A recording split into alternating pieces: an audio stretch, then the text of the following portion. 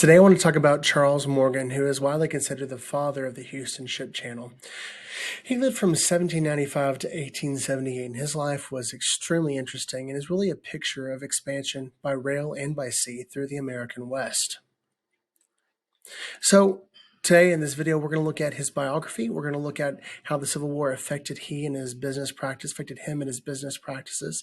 We're going to look at his postbellum career and how he rebuilt his business. And we're also going to look at a bibliography that shows the resources I collected to complete this project. All right, first of all, biography. Like I said, he was born in Clinton, Connecticut in 1793. He learned about shipping and trade and transport from New York, and that became his bread and butter.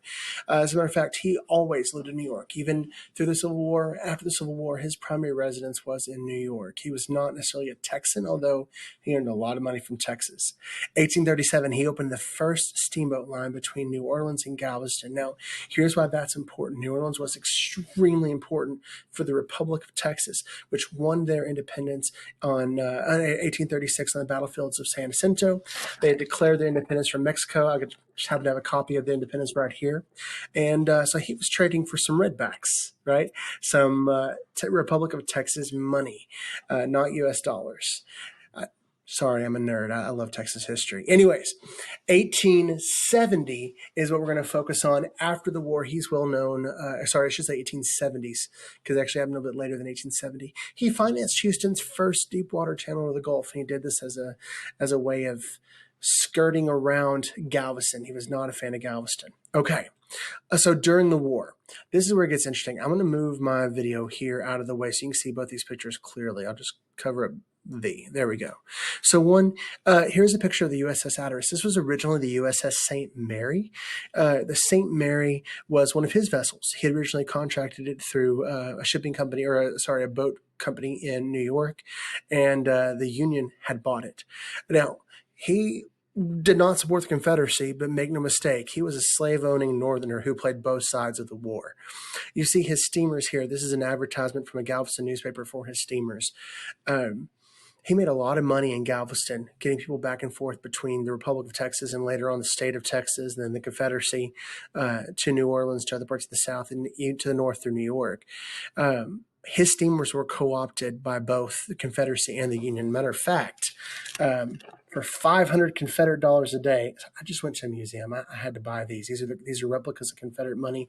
I have the Republic of Texas money, but for 500 of these a day, or 500 Confederate dollars a day, he would transport Texas troops during the Civil War, and then after he moved the Texas troops, he would rent his boats out to the Union, who would then move the Union troops. So he played both sides of the war and made an absolute killing. Giant of industry, for sure.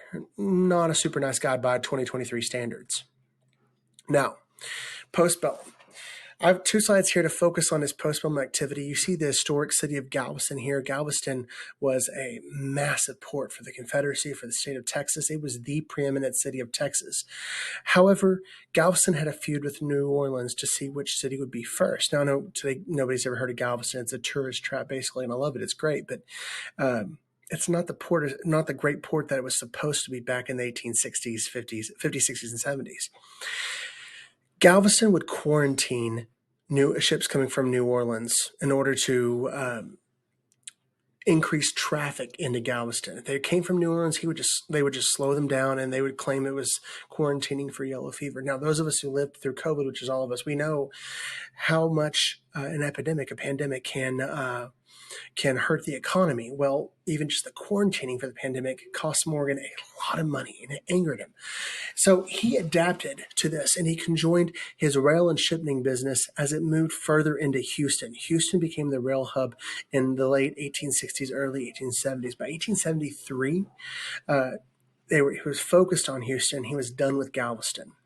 July of 1874, he joins forces with the Buffalo Bayou Ship Company, Ship Channel Company, to connect a channel that bypasses Galveston, goes right around the island, and goes up into Houston. The channel today is 52 miles long, and it was very successful at moving Galveston into the background and really making Houston that preeminent shipping destination in the state of Texas.